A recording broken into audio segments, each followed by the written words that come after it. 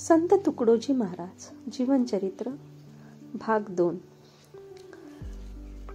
गुरु माधवनाथ महाराजांच्या कृपेने तुकडोजींना जीवनाचे उद्दिष्ट कळले. लोककल्याण गुरूंच्या आदेशानुसार त्यांनी गावोगाव फिरून कीर्तन सुरू केले. त्या काळात विदर्भातील बहुतेक गावे अंधश्रद्धा, व्यसन, अशिक्षण, जातीभेद आणि दारिद्र्य यामुळे खचलेली होती. लोकांची मानसिकता बदलण्यासाठी तुकडोजींनी कीर्तनाला सामाजिक जागृतीचे शस्त्र बनवले. तुकडोजी महाराजांचे कीर्तन अतिशय वेगळे आणि प्रभावी होते. ते ओघवत्या सरळ मराठीत बोलायचे. त्यामुळे गावातील शेतकरी, मजूर, स्त्रिया, मुलांनाही ते सहज समजायचे. कीर्तनात ते पुराणातील कथा, लोककथा, उपमा, विनोद वापरायचे. त्यामुळे वातावरण आनंदी आणि लक्षवेधी व्हायचे. टाळ, ढोलकी, हार्मोनियम यांचा ठेका स्वतःच्या गोड आवाजात अभंग, भजन, ओव्या यामुळे कीर्तनाला एक वेगळेच आकर्षण मिळायचे. कीर्तन हे केवळ भक्तीपुरते मर्यादित न राहता समाज सुधारक बनले.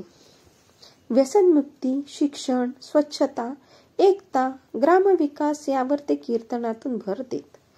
तुकडोजी महाराजांचे भजन लोकांच्या हृदयाला भिडायचे. त्यांचा स्वर इतका गोड व हृदयस्पर्शी होता की लोक नकळत भारावून जायचे. अनेकांना त्यांच्या भजनामधून आत्मिक शांती मिळाली, तर काहींनी त्यातून व्यसन सोडले. त्यांचे भजन हे केवळ भक्तीचे साधन नव्हते, तर लोकांना विचार देणारे माध्यम होते. तुकडोजी महाराज गावात येताच संपूर्ण गाव गोळा व्हायचा. त्यांच्या कीर्तनाचे मुख्य विषय असे असायचे: मद्यपानाचे दुष्परिणाम, श्रमाचे महत्त्व, अंधश्रद्धेचा निषेध, शिक्षणाची गरज, स्वच्छतेचे महत्त्व, ग्राम विकासाची वाट हे ते सांगायचे. ईश्वर मंदिरात नाही, तर श्रम करणाऱ्या हातात आहे.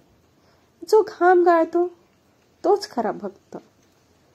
संत तुकडोजी महाराजांचे अध्यात्म हे केवळ वैराग्यवादी नव्हते, त्यांचे तत्वज्ञान होते. लोकांची सेवा करणे म्हणजेच ईश्वर भक्ती. निष्क्रिय बसणे हा धर्म नाही. श्रम करून इतरांसाठी जगणे ही खरी साधना. जात, धर्म, पंथ यांच्या पलीकडे जाऊन सर्वांना बंधुभावाने जोडणे. व्यक्तीने मन शुद्ध ठेवले पाहिजे. तसेच समाजाला अंधश्रद्धा, व्यसन, पाप यापासून शुद्ध केले पाहिजे. एका गावात त्यांनी पाहिले की लोक मद्यपानात गुंग आहेत. त्यांनी कीर्तनात एक गोष्ट सांगितली: दारू म्हणजे विष. जो स्वतः पितो तो स्वतःचे जीवन उद्ध्वस्त करतो आणि कुटुंबाला नरकात टाकतो. विष पिणारा मनुष्य वाचतो का? मग दारू पिणारा का वाचेल? या एका कीर्तनाने अनेकांनी गावात मद्यपान सोडले. दुसऱ्या गावात त्यांनी मुलींच्या शिक्षणाबद्दल कीर्तन केले. ते म्हणाले: आई शिकली तर 2 पिढ्या शिकतील. मुलगी ही अर्धांगिनी आहे. तिला अडवणे म्हणजे समाजाला अडवणे. यानंतर त्या गावात पहिल्यांदा मुलींची शाळा सुरू झाली. भजन कीर्तनातून झालेला प्रभाव, लोक व्यसनमुक्त झाले. अनेकांनी अंधश्रद्धा सोडल्या. शिक्षणाबद्दल जागरूकता निर्माण झाली. गावोगाव स्वच्छतेची चळवळ सुरू झाली. जातीभेद कमी होऊन बंधुभाव वाढला. संत तुकडोजी महाराजांचे भजन, कीर्तन हे भक्ती आणि समाज सुधारणा यांचा सुंदर संगम होते. त्यांनी कीर्तनातून केवळ ईश्वर भक्तीचा मार्ग दाखवला नाही, तर जीवन जगण्याचे तत्वज्ञान दिले.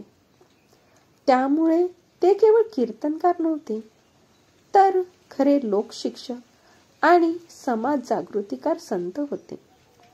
संत तुकडोजी महाराजांनी आयुष्यभर भजन कीर्तनातून लोकजागृती केली. पण त्यांना जाणवले की केवळ कीर्तन पुरेसे नाही.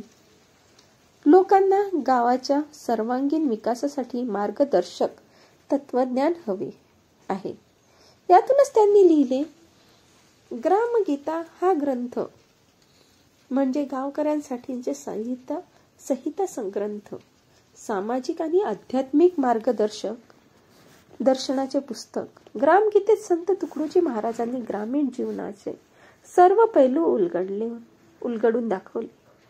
गावच्या उन्नतीसाठी प्रत्येकाने श्रम करणे आवश्यक आहे. गावच्या प्रत्येक मुलीला शिक्षण हवे. घाणेरडे गाव देवाला मान्य नाही. स्वच्छता म्हणजेच पवित्रता. दारू, तंबाखू, जुगार यांचा त्याग हा प्रगतीचा पाया आहे. जात, धर्म, पंथ यावरून भांडणे नकोत. सर्वांनी मिळून एकत्र राहावे. स्त्रीला शिक्षण, सन्मान व निर्णय क्षमतेत समान हक्क द्यावा.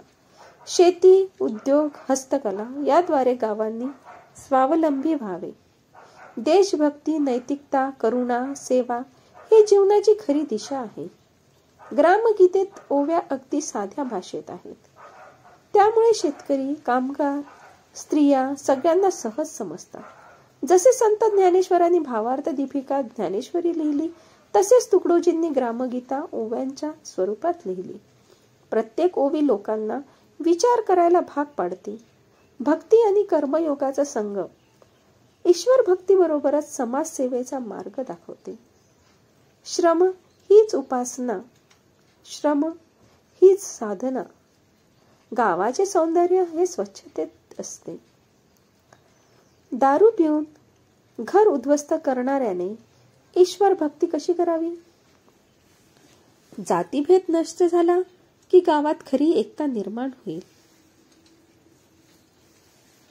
गावकरी एक दिलाने राहिले तर देव गावकऱ्यांच्या मनात वसतो. गावोगाव गीतेचे पठण होऊ लागले. लोकांना आपल्या जबाबदाऱ्या उमगल्या. अनेकांनी व्यसन सोडले, गाव स्वच्छ केले, शाळा सुरू केल्या. भारताला स्वातंत्र्य मिळाल्यानंतर देश उभारणीची जबाबदारी आली. त्यावेळी ग्रामगीता हा ग्रामीण विकासासाठीचा मार्गदर्शक ठरला. ग्रामगीतेतील विचार शाळांमध्ये, महाविद्यालयामध्ये शिकवले जाऊ लागले. अनेक ठिकाणी विद्यार्थ्यांनी ग्रामगीतेचे अभ्यास मंडळ सुरू केले. महात्मा गांधींनी जसे ग्रामस्वराज्य मांडले, तसेच तुकडोजी महाराजांनी ग्रामगीता लिहून त्यांना भारतीय आध्यात्मिक रंग दिला. ग्रामगीता फक्त धार्मिक ग्रंथ नसून जीवन जगण्याची दिशा देणारा समाज ग्रंथ आहे. आजच्या काळातही ग्रामीण भारताच्या विकासासाठी तिचे मार्गदर्शन उपयुक्त आहे. ग्रामगीता हा संत तुकडोजी महाराजांचा कालजयी ग्रंथ आहे.